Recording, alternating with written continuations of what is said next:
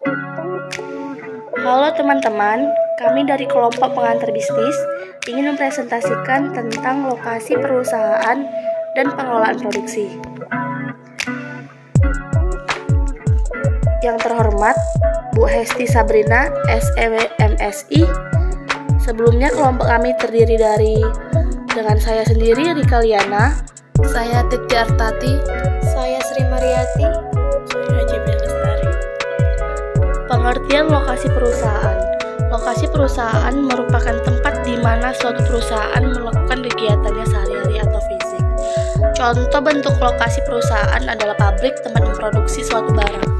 Dalam membuat rencana bisnis, pemilihan lokasi usaha adalah hal utama yang perlu dipertimbangkan, seperti penghasilan dan biaya.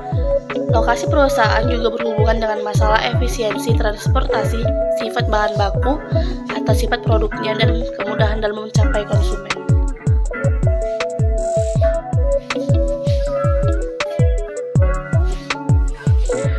Tujuan pemilihan lokasi perusahaan.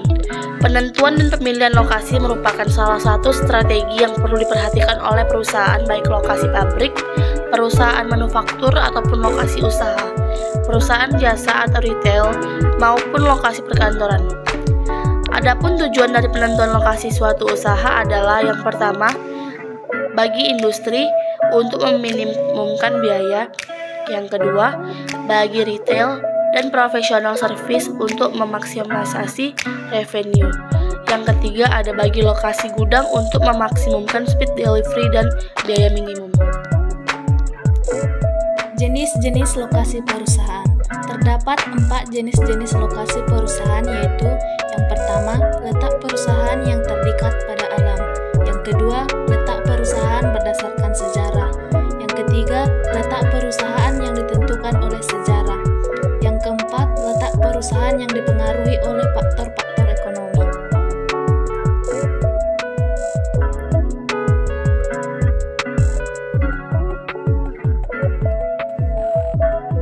Cara menentukan lokasi perusahaan. Yang pertama, penentuan letak perusahaan. 1. Pendekatan yang bersifat kualitatif. Pendekatan ini sangat dipengaruhi oleh preferensi dari penilai dalam memilih lokasi tersebut dengan menitik beratkan pada unsur pertimbangan, antaranya adalah 1. Metode perangkingan atau peringkat, 2. Metode scoring, 3. Metode pembuatan faktor. Yang kedua, pendekatan yang bersifat kuantitatif. Pendekatan yang bersifat kuantitatif sebagai berikut: 1. Metode perbandingan biaya, 2. Metode menurut Alfred Weber. Pengertian pengelolaan produksi. Pengelolaan produksi yaitu sistem penataan yang mengatur produk belum jadi menjadi produk yang siap dipasarkan ke konsumen. Dalam hal pengelolaan, production management bertanggung jawab untuk mengawasi proses agar nantinya hasil sesuai apa yang telah dirumuskan pada perencanaan. Ketika proses berjalan dengan baik, maka mudah bagi perusahaan untuk menentukan kebutuhan seperti produk mana yang sebaiknya diluncurkan ke masyarakat terlebih dahulu.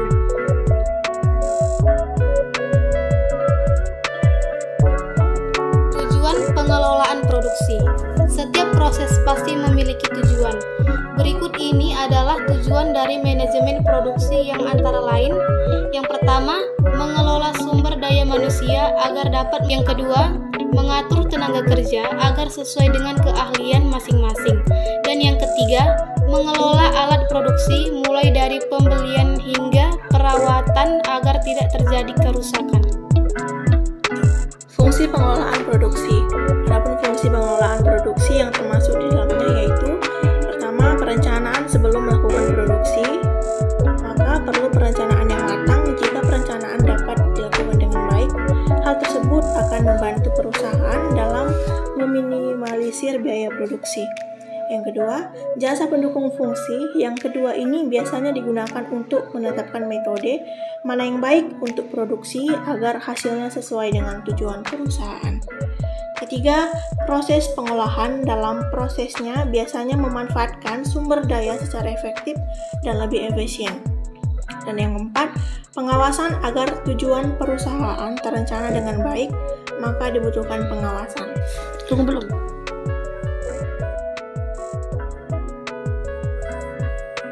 Tahapan pengelolaan produksi. Secara umum, pengelolaan produksi dibagi menjadi 4 tahapan, yaitu yang pertama, planning atau perencanaan. Tahap planning ini merupakan tahapan dalam menentukan beberapa hal dalam proses ini. Yang kedua, routing atau penentuan alur. Routing atau penentuan alur merupakan suatu kegiatan untuk menentukan dan menetapkan urutan kegiatan dari proses.